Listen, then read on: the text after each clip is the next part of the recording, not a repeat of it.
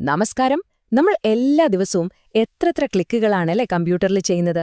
പക്ഷെ എപ്പോഴെങ്കിലും ചിന്തിച്ചിട്ടുണ്ടോ ആ ഒരൊറ്റ ക്ലിക്കിന് പിന്നിൽ എന്തൊക്കെയാണ് സംഭവിക്കുന്നതെന്ന്? ശരിക്കും ഒരു അത്ഭുത ലോകം തന്നെയുണ്ട് അതിനു പിന്നിൽ. നമുക്കിന്ന് അതിനെക്കുറിച്ചൊന്ന് സംസാരിക്കാം. ദാ ഇപ്പോ തന്നെ നിങ്ങൾ ഇത് കാണാനായി ഒന്ന് ക്ലിക്ക് ചെയ്തല്ലോ. ശരിക്കും എന്താണ് അവിടെ നടന്നത്? വെറും ഒരു ക്ലിക്ക് അല്ലേ? പക്ഷെ അല്ല. നമുക്ക് ആ യാത്രയുടെ ഓരോ പടിയും എന്താണെന്ന് നോക്കാം. ശരി, അപ്പൊ തുടങ്ങാം. നമ്മുടെ ഈ യാത്രയുടെ തുടക്കം എവിടെയാണെന്നറിയാമോ? നിങ്ങൾ നിങ്ങളുടെ കമ്പ്യൂട്ടറുമായി സംസാരിക്കുന്ന ആ ആദ്യത്തെ നിമിഷത്തിൽ നിന്ന്. അതെ, ആ ഒരൊറ്റ ക്ലിക്കിൽ നിന്ന് തന്നെ.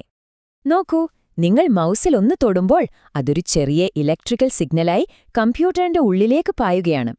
കമ്പ്യൂട്ടറിന് നമ്മൾ പറയുന്നതൊക്കെ കേൾക്കാനും കാണാനും സഹായിക്കുന്ന ഒരു ഐ.ഒ. സിസ്റ്റമുണ്ട്. അതിന്റെ കണ്ണും കാതുമൊക്കെയാണെന്ന് പറയാം. ഈ സിസ്റ്റം ആ സിഗ്നലിനെ പിടിച്ചെടുക്കും. എന്നിട്ട് ഹേയ്, ഇതൊരു പ്രധാനപ്പെട്ട കാര്യമാണ് എന്ന് മനസ്സിലാക്കി ഒരു ഇന്ററപ്റ്റ് അയക്കും. ആർക്കാണെന്നോ? കമ്പ്യൂട്ടറിന്റെ ബ്രെയിനായ CPU-ന്. ഏകദേശം ചേട്ടാ, ഇവിടെ ഒരാൾ ക്ലിക്ക് ചെയ്തിട്ടുണ്ട്, ശ്രദ്ധിക്കണേ എന്ന് പറയുന്നത് പോലെ. അപ്പോ മൗസ് മാത്രമല്ല കേട്ടോ കമ്പ്യൂട്ടറിന്റെ ഇന്ദ്രിയം. കീബോർഡ്, മൈക്രോഫോൺ ഇതൊക്കെ വഴി കമ്പ്യൂട്ടർ നമ്മുടെ കയ്യിൽ നിന്ന് വിവരങ്ങൾ സ്വീകരിക്കും. അതായത് ഇൻപുട്ട്. ഇനി തിരിച്ച് നമ്മളോട് സംസാരിക്കാനോ? അതിനാണ് മോണിറ്റർ, സ്പീക്കറുകൾ, പ്രിന്റർ പോലുള്ള ഔട്ട്പുട്ട് ഡിവൈസുകൾ. ശരിക്കും പറഞ്ഞാൽ കമ്പ്യൂട്ടറിന് ലോകവുമായി സംവദിക്കാനുള്ള ഒരു സെറ്റ് ഇന്ദ്രിയങ്ങൾ തന്നെയാണിത്. ശരി, അപ്പോ ഈ സിഗ്നൽ CPU-ന് കിട്ടി. ഇനി എന്താ സംഭവിക്കുക? നമുക്ക് കമ്പ്യൂട്ടറിന് ഹൃദയത്തിലേക്ക്, അതിന്റെ തലച്ചോറിലേക്ക് തന്നെ പോകാം. സെൻട്രൽ പ്രോസസ്സിംഗ് യൂണിറ്റ്, അല്ലെങ്കിൽ നമ്മൾ ഈ സ്നേഹത്തോടെ വിളിക്കുന്ന CPU-വിലേക്ക്. ഇത് കേട്ടാൽ ഒരുപക്ഷെ നിങ്ങൾ വിശ്വസിക്കില്ല. ഒരൊറ്റ സെക്കൻഡിൽ 100 കോടിയിലധികം നിർദ്ദേശങ്ങൾ. അത്രയും കാര്യങ്ങൾ പ്രോസസ്സ് ചെയ്യാൻ നമ്മുടെ CPU-ന് കഴിയും. ഒന്നാലോചിച്ചു നോക്കൂ, നിങ്ങൾ ഒരു വശത്ത് മൗസ് അനക്കുന്നു, മറുവശത്ത് പാട്ട് കേൾക്കുന്നു, ഒപ്പം ടൈപ്പും ചെയ്യുന്നു. ഇതെല്ലാം ഒരേ സമയം CPU മാനേജ് ചെയ്യുകയാണ്. ശരിക്കും ഒരു സൂപ്പർ മൾട്ടി ടാസ്കർ. ഇനി കമ്പ്യൂട്ടറിന്റെ ഓർമ്മയെക്കുറിച്ച് സംസാരിക്കാം. പ്രധാനമായും 2 തരം മെമ്മറികളാണ് കമ്പ്യൂട്ടറിനുള്ളത്: റാം പിന്നെ റോം. റാം എന്ന് പറയുന്നത് ഒരു വർക്ക് ബെഞ്ച് പോലെയാണ്. നമ്മൾ അപ്പപ്പോൾ ചെയ്യുന്ന ജോലികളെല്ലാം വെക്കുന്ന ഒരു താൽക്കാലിക സ്ഥലം.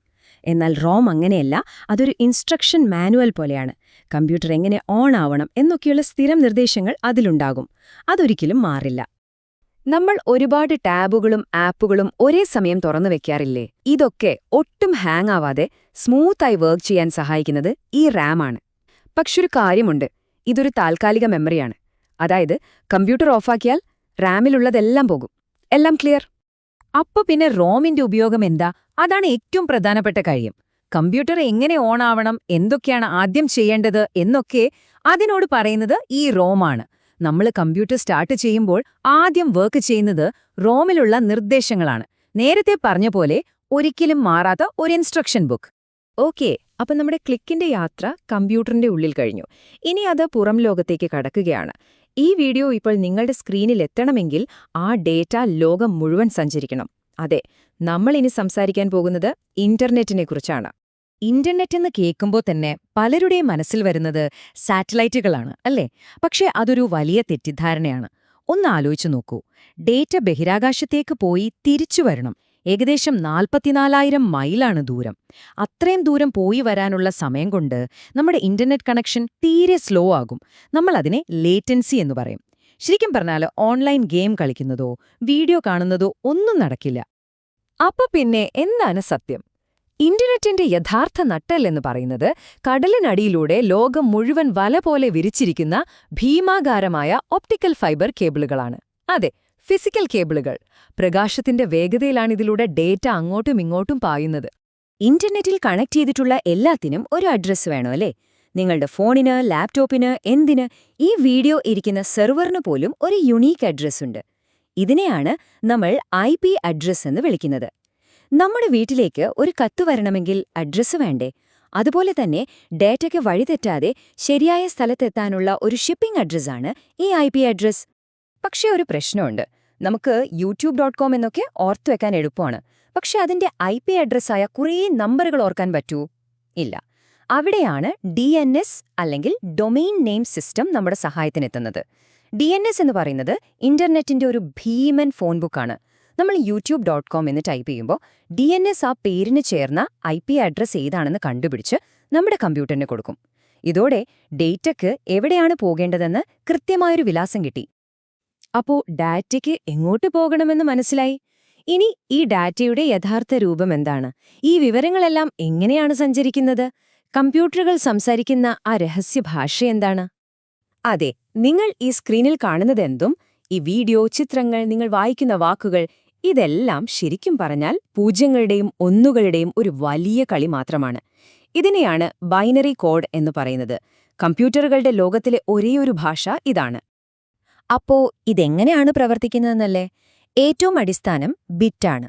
അതായത് ഒരൊറ്റ 0 അല്ലെങ്കിൽ 1, ഒരു ഓൺ അല്ലെങ്കിൽ ഓഫ് സ്വിച്ച് പോലെ. അങ്ങനത്തെ 8 ബിറ്റുകൾ ചേരുമ്പോൾ ഒരു ബൈറ്റാകും. ഒരക്ഷരത്തെ സൂചിപ്പിക്കാൻ ഒരു ബൈറ്റ് മതി. ഇനി ഈ വീഡിയോ പോലുള്ള വലിയ ഫയലുകളെ ഒറ്റയടിക്ക് അയക്കില്ല. പകരം അതിനെ പാക്കറ്റുകൾ എന്ന് വിളിക്കുന്ന ചെറിയ ചെറിയ കഷ്ണങ്ങളാക്കും. ഓരോ പാക്കറ്റിനും പോകാനുള്ള IP അഡ്രസ്സും അതെത്രാമത്തെ കഷ്ണമാണെന്നുള്ള ഒരു നമ്പറും ഉണ്ടാകും.